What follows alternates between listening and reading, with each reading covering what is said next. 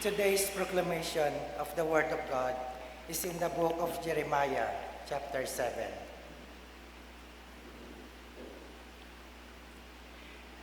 But this is what I commanded them, saying, Obey my voice, and I will be your God, and you shall be my people, and walk all the ways that I have commanded you, that it may be well with you. Yet they did not obey or incline their ear, but followed the counsels and dictates of their evil hearts, and went backward and not forward. Since the day that your fathers came out of the land of Egypt until this day, I have even sent to you all my servants, the prophets daily, rising up early and sending them. Yet they did not obey me or incline their ear, but stiffened their neck. They did worse than their fathers. Therefore, you shall speak all these words to them, but they will not obey you. You shall also call to them, but they will not answer you.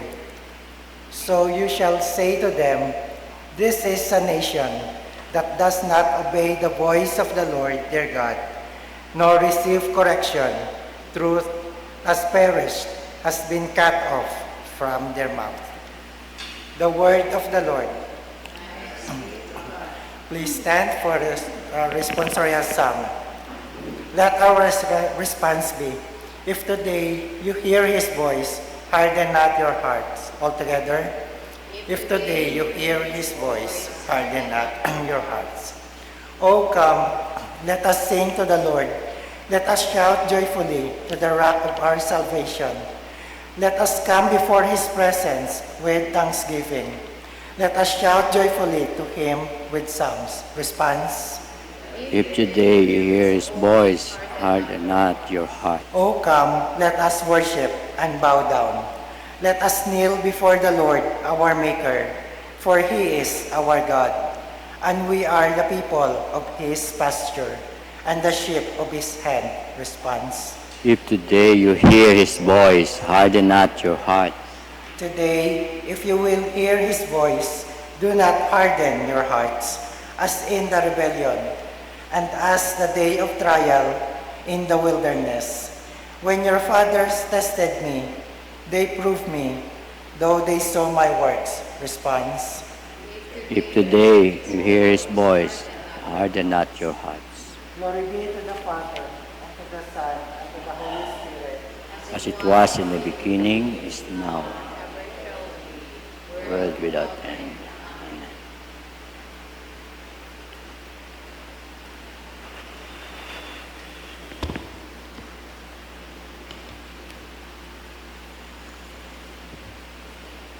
The Lord be with you.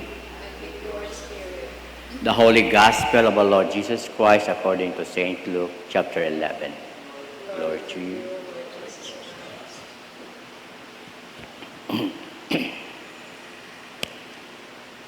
We're reading in Luke's Gospel, chapter 11, beginning from verse 14 to verse 23.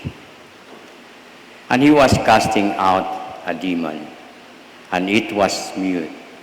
So it was, when the demon has gone out, that the mute spoke, and the multitude marveled. But some of them said, He cast out demons by Beelzebub, the ruler of the demons. Others, testing him, sought from him a sign from heaven. But he, knowing their thoughts, and said to them, Every kingdom divided against itself is brought to desolation, and a house divided against a house falls. If Satan also is divided against himself, how will his kingdom stand? Because you say, I cast out demons by Beelzebub. And if I cast out demons by Beelzebub, by whom do your son cast them out? Therefore, they will be your judgment. But if I cast out demons with the finger of God, surely the kingdom of God has come upon you. When a strong man fully armed guards his own palace, his goods are in peace.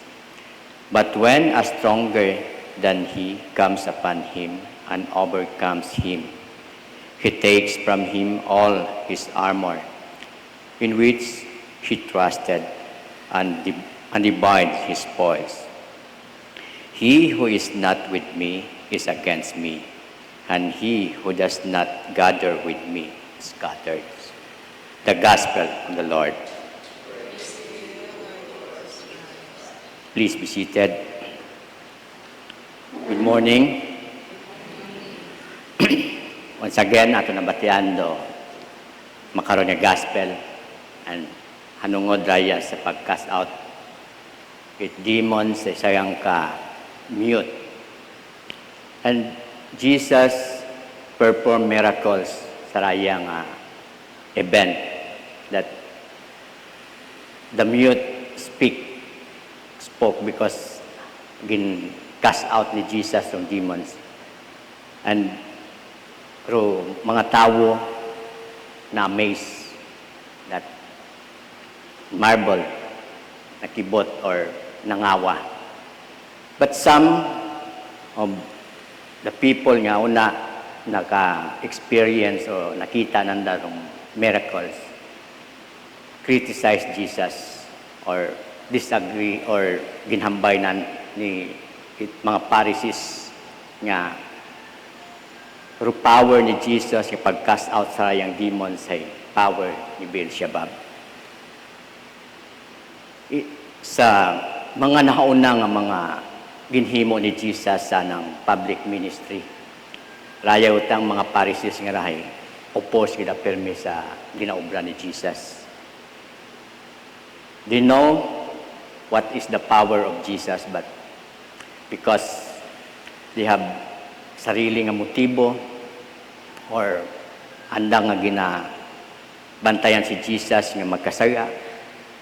And some people nga gusto nandang nga i-divert si Jesus ay bukod at nga Diyos yung mga followers ni Jesus because of his popular si Jesus ay na kung dayang mga Pharisees ay nasasapawan yung sandal ni Jesus sa popularity. But di ka rin mo makita ang heart of this nag-oppose kay Jesus nga dayang mga Pharisees. At rung inggit and basta hidakop kita't inggit sa atong tagipusoon ay doon gidapirmi ay naga-cause kita mawit division, naga-cause kita mawit na yung pagwatak-watak it grupo. And di ka nga naging example ni Jesus dong kingdom nga kung divided ay madali rayang mapol. And the house nga pirming kasugot divided andang mga decision dahil karahay dali masamad. And we know that di karanganin natin tutukan sa verse 23 that he who is not with me is against me, and he who does not gather with me scatter. Jesus called the no way nga maging neutral kita sa ato nga ni makaron nga nasyon. There is abo nga sa mga politics nga may mga loyalista sa siyang politics, may solid supporter nga sa siyang politics. But di ka natin makita how support di ka kay Jesus nga dayang event o rayang sitwasyon niya. Is it sa daywa nga ka-politics maging pili kita maging neutral, but di kara sa event or dayang sitwasyon about kay Jesus. No way nga maging neutral kita. Jesus called to decide, to choose whether if he who is not with me is against me. If we oppose we not believe Jesus, we not follow Jesus, or we have no faith in Jesus, he said, against kita, kana. But he calls that we decide to be the follower of Jesus, solid follower of Jesus, believers of Jesus, that ano ging gusto nga ipaabot daya nga maparisis nga samaron do credibility ni Jesus.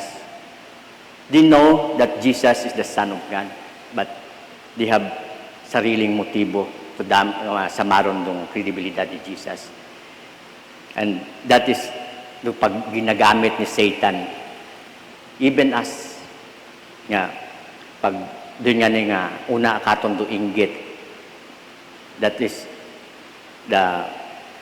doon do gamiton ni Satan para magbugag-bugag kita. Even sa our church nga kinahanglan naton maging solid kita, magiging united kita, that mag-abot man do mga problema sa rayang simbahan, sa aton nga panimagay, sa atong hindi raya gagi mapol, di raya masumba o masamad, bangod united kita. Agruyon o gusto ni Jesus nga, maging united kita kana. Magiging, i-choose naton imaw, nga, atong ipalo imaw. And today, daya ro ginapaabot katon ni tato nga Ginoo, nga, there is no way to be neutral about Jesus. He come to challenge us to decide if we are going to follow and help Him or not. And one nga akong nga gina-suggest to decide is to follow Jesus, to believe Jesus. Satan is very deception imaw, but ay Jesus nga gin contradict ra nga gina gustong samaron kay Jesus. Even sa cross si Jesus nga ginayaguta gihapon si Jesus nga ginahagan siya mo sa cross.